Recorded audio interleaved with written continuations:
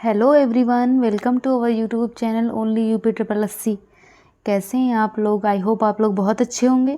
तो चलिए शुरू करते हैं आज का लेक्चर को शुरू करने से पहले आपसे रिक्वेस्ट है, अगर आपने चैनल को सब्सक्राइब नहीं किया है तो प्लीज़ कर लीजिएगा और नोटिफिकेशन बिल भी हिट कर दीजिएगा, जिससे कि आने वाली वीडियो के नोटिफिकेशन आपको टाइम पर मिल पाएँ। तो चलिए शुरू करते हैं आज का लेक्चर। फर्स्ट क्वेश्चन है, शिवाजी की घुड़सवार सेना में सबसे नीचे की श्रेणी का अधिकारी कौन था? ऑप्शन है हवलदार, ऑप्शन बी है हजारी, ऑप्शन सी है जुमलादार एंड ऑप्शन डी है नायक। तो शिवाजी की घुड़सवार सेना में जो सबसे नीचे का श्रेणी का अधिकारी था, इसको क्या कहा जाता था? तो इसको जो है हवलदार कहा जाता था। ऑप्शन इसका सही आंसर है गाइज। क्वेश्चन नंबर 2 है, कृष्णदेव राय ने अमुक्तमाल्यद की रचना किस भाषा में की थी? ऑप्शन है संस्कृत, ऑप्शन बी है तमिल, ऑप्शन सी है तेलुगु एंड ऑप्शन डी है कन्नड़। तो कृष्णदेव राय ने अमुक्तमाल्यद की रचना किस भाषा में की थी? तो यह तेलुगु भाषा में की थी, तेलुगु। क्वेश्चन नंबर 3 है, सूची 1 में राजवंश दिए गए हैं और सूची 2 में राजधानी दी गई है, तो इनके कोड को मिलाना है। फर्स्ट में जो है प्रतिहार, चोल, परमार और सोलंकी दिए गए हैं और सूची 2 में तंजौर, अनिहलवाड़, धारा एंड कन्नौज दिए गए हैं। तो आपको बताना है कौन से राजवंश की कौन सी राजधानी थी। तो प्रतिहार की राजधानी क्या थी? तो इनकी राजधानी जो है कन्नौज थी।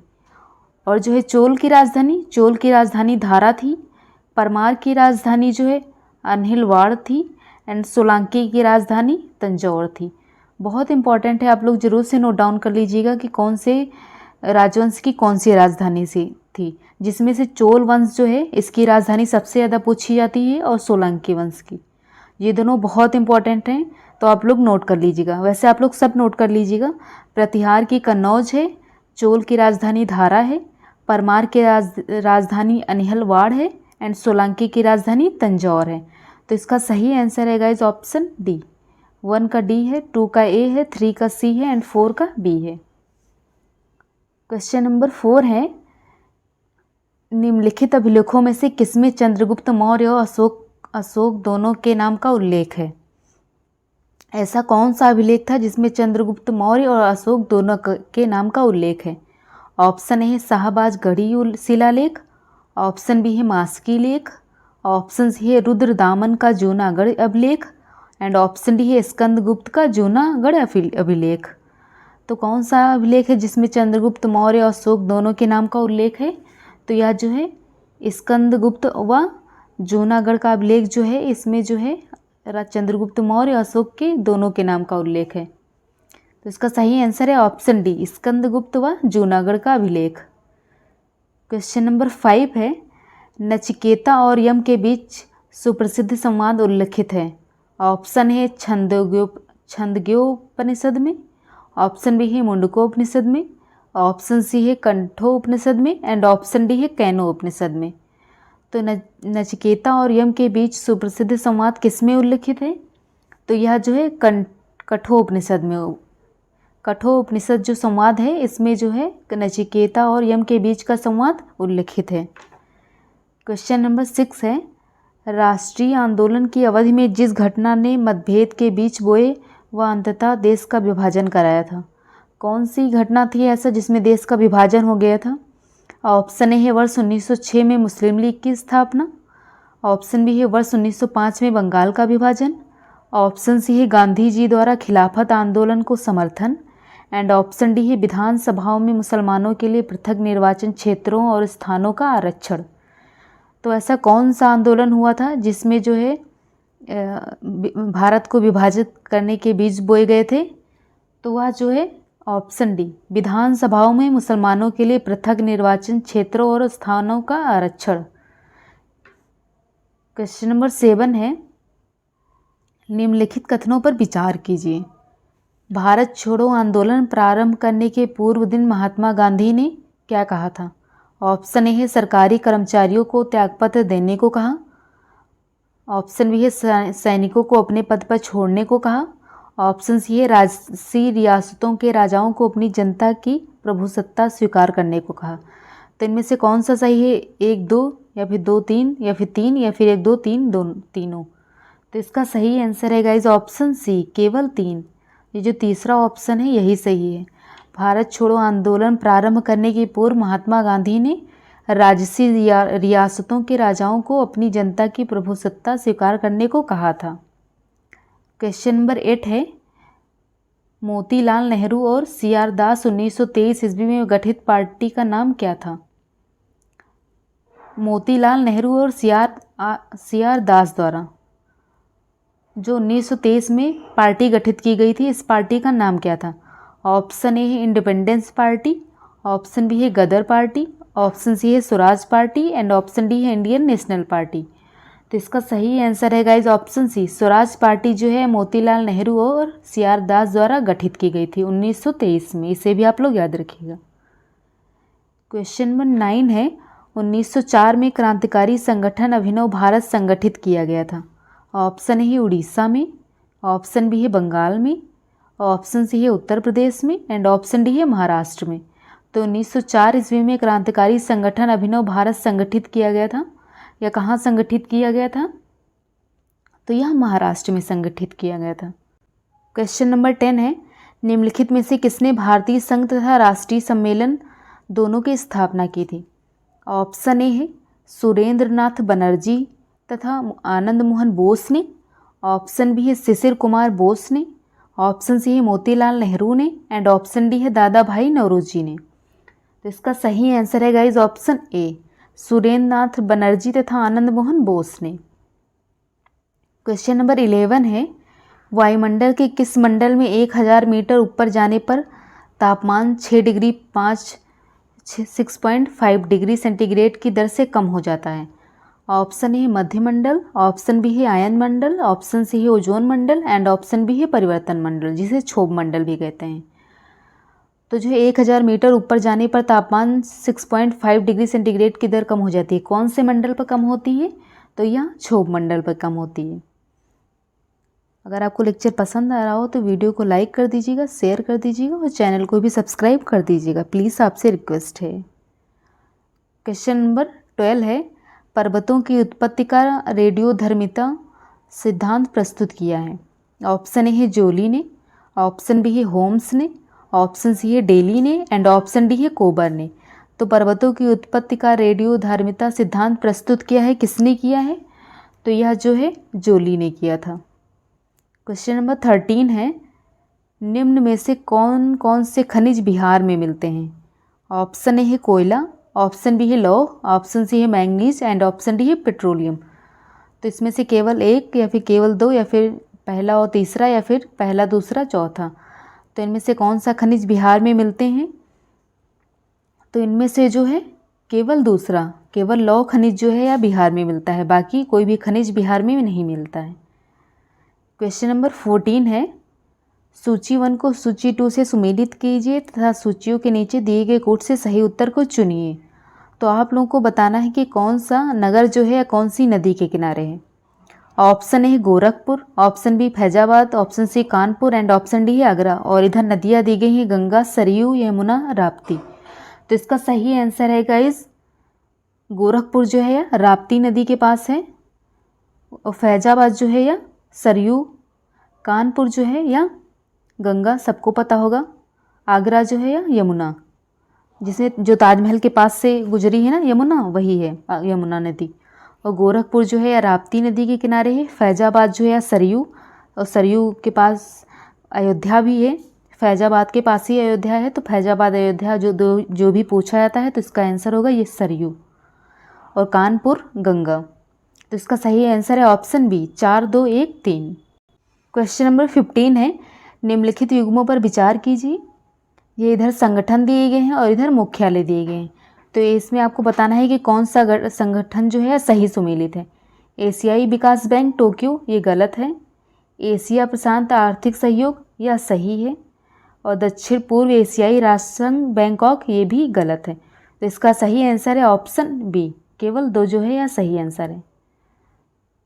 क्वेश्चन नंबर 16 है, किस वर्ष को भारत के जनकीकी का विभाजक कहा जाता है? Option A 1901, option B 1921, option C 1951 and option D 1971। तो जनांकीकी का विभाजक किस वर्ष को कहा जाता है? तो यह कहा जाता है 1921 को। बहुत इंपॉर्टेंट क्वेश्चन है, आप ज़रूर से नोट डाउन कर लीजिएगा। और अगर आपको इसका PDF चाहिए तो वीडियो के डिस्क्रिप्शन बॉक्स में आपको टेलीग्राम चैनल का लिंक मिल जाएगा, वहाँ से आप लोग टेलीग्राम चैनल को ज्वाइन कर सकते हैं। वहाँ पे आपको PDF मिल जाएगा। और UPSSC अगर आप लोग ग्रुप को ज्वाइन करते हैं तो वहाँ पे आपको डेली MCQ कराए जाते हैं। अगर आपको टेलीग्राम ग्रुप का लिंक चाहिए तो मैं नीचे पिन कर दूँगी, तो वहाँ से आप लोग टेलीग्राम ग्रुप को ज्वाइन कर सकते हैं, क्योंकि वहाँ पे बहुत इंपॉर्टेंट क्वेश्चन डेली कराए जाते हैं और हर सब्जेक्ट की MCQ वहाँ पे चलती है। तो आप लोग टेलीग्राम ग्रुप को जरूर से ज्वाइन कर लीजिएगा, आपसे रिक्वेस्ट है। क्वेश्चन नंबर 17 है, निर्मल ग्राम पुरस्कार योजना का उद्देश्य है। ऑप्शन ए शौच स्वच्छता, ऑप्शन बी है तालाब एवं अन्य जल संकुलों की स्वच्छता, ऑप्शन सी है पीने के लिए स्वच्छ जल व्यवस्था, एंड ऑप्शन डी है पर्यावरणीय स्वच्छता। तो निर्मल ग्राम पुरस्कार योजना का उद्देश्य क्या है? तो इसका उद्देश्य है शौच की स्वच्छता। क्वेश्चन नंबर 18 है, न्यूनतम समर्थन मूल्य का निर्धारक है। ऑप्शन ए है भारतीय कृषि अनुसंधान परिषद, ऑप्शन बी है राज्य सरकार, ऑप्शन सी है कृषि लागत एवं मूल्य आयोग, एंड ऑप्शन डी है इनमें से कोई नहीं। तो न्यूनतम समर्थन मूल्य का निर्धारक है, इनमें से क्या है निर्धारक? तो इसका सही आंसर है गाइस ऑप्शन सी, कृषि लागत एवं मूल्य आयोग। क्वेश्चन नंबर 19 है, निम्नलिखित में से कौन सा उपागम अमर्त्य सेन से संबंधित है? ऑप्शन ए है मूल आवश्यकता उपागम, ऑप्शन बी है सक्षमता उपागम, ऑप्शन सी है आय उपागम, एंड ऑप्शन डी है उपयुक्त में से कोई नहीं। तो इसका सही आंसर है गाइस ऑप्शन बी, समझता उपागम। क्वेश्चन नंबर 20 है, वित्त आयोग का मुख्य कार्य क्या है? ऑप्शन ए है केंद्रीय करों में राज्य के भाग तथा केंद्र द्वारा राज्यों के लिए, ऑप्शन बी है राज्यों पर वित्तीय नियंत्रण, ऑप्शन सी है केंद्र पर वित्तीय नियंत्रण, एंड ऑप्शन डी है उपयुक्त में से कोई नहीं। तो वित्त आयोग जो होता है इसका मुख्य कार्य क्या होता है? तो इसका मुख्य कार्य होता है केंद्रीय करों में राज्यों के भाग तथा केंद्र द्वारा राज्यों के लिए इसका मुख्य कार्य होता है। क्वेश्चन नंबर 21 है, भारत में चुनाव की प्रक्रिया के संबंध में विस्तार से बताया गया है। ऑप्शन ए है संविधान में प्रदान है, ऑप्शन बी है संसदीय कानूनों द्वारा, ऑप्शन सी है राष्ट्रपति की स्वीकृति से चुनाव आयोग द्वारा, एंड ऑप्शन डी है राष्ट्रपति की उद्घोषणाओं द्वारा। तो भारत में चुनाव की प्रक्रिया के संबंध में विस्तार से बताया गया है। तो यह किसने बताया है? तो इसमें जो है संसदीय कानूनों द्वारा विस्तार में बताया गया है चुनाव की प्रक्रिया को। क्वेश्चन नंबर 22 है, सर्वोच्च न्यायालय का न्यायाधीश अपना पद त्याग सकता है पत्र लिखकर। सर्वोच्च न्यायालय का जो न्यायाधीश है अपना अगर इस्तीफा देना चाहता है तो वह किसको देगा? ऑप्शन ए है मुख्य न्यायाधीश को, ऑप्शन बी है राष्ट्रपति को, ऑप्शन सी है प्रधानमंत्री को, एंड ऑप्शन डी है विधि मंत्री को। तो सर्वोच्च न्यायालय का न्यायाधीश अपना पद त्याग पत्र किसको दे सकता है? तो यह जो है राष्ट्रपति को। अगर आपको लेक्चर पसंद आ रहा हो तो वीडियो को लाइक कर दीजिएगा, शेयर कर दीजिएगा और चैनल को भी सब्सक्राइब कर दीजिएगा। क्वेश्चन नंबर 23 है, क्षेत्रीय परिषद का अध्यक्ष होता है। ऑप्शन ए मुख्यमंत्री और इसका मनोनयन भारत का प्रधानमंत्री करता है, ऑप्शन बी है केंद्रीय मंत्री और इसका मनोनयन भारत का राष्ट्रपति करता है, ऑप्शन सी है गृह मंत्री और यह पदेन होता है, और एंड ऑप्शन डी है भारत का उपराष्ट्रपति। तो क्षेत्रीय परिषद का अध्यक्ष होता है, कौन होता है? तो इसका सही आंसर है ऑप्शन सी, गृह मंत्री और यह पदेन होता है। क्षेत्रीय परिषद का अध्यक्ष होता है गृह मंत्री। क्वेश्चन नंबर 24 है, निम्नलिखित में से एक भारतीय संविधान के अंतर्गत राज्य का नीति निर्देशक तत्व नहीं है। ऑप्शन ए है लोक कल्याण की अभिव्यक्ति करना, ऑप्शन बी है एक रूप सिविल संहिता प्राप्त करना, ऑप्शन सी है अंतर्राष्ट्रीय शांति की अभिव्यक्ति करना, एंड ऑप्शन डी है युवकों को रोजगार देना। तो नीति निर्देशक तत्व जो है इसके अंतर्गत कौन सा, ये ऑप्शन जो है इसमें कौन सा नहीं आता है? तो यह जो है युवकों को रोजगार देना या नीति निर्देशक तत्व के अंतर्गत नहीं आता है, इसीलिए तो आजकल नौकरी नहीं मिल रही है। क्वेश्चन नंबर 25 है, भारतीय संविधान में किस अनुच्छेद के प्रावधानों के अंतर्गत संशोधन किया जा सकता है? अनुच्छेद 368, अनुच्छेद 360, अनुच्छेद 356 एंड अनुच्छेद 352। तो किस अनुच्छेद के अंतर्गत प्रावधानों के अंतर्गत संशोधन किया जा सकता है?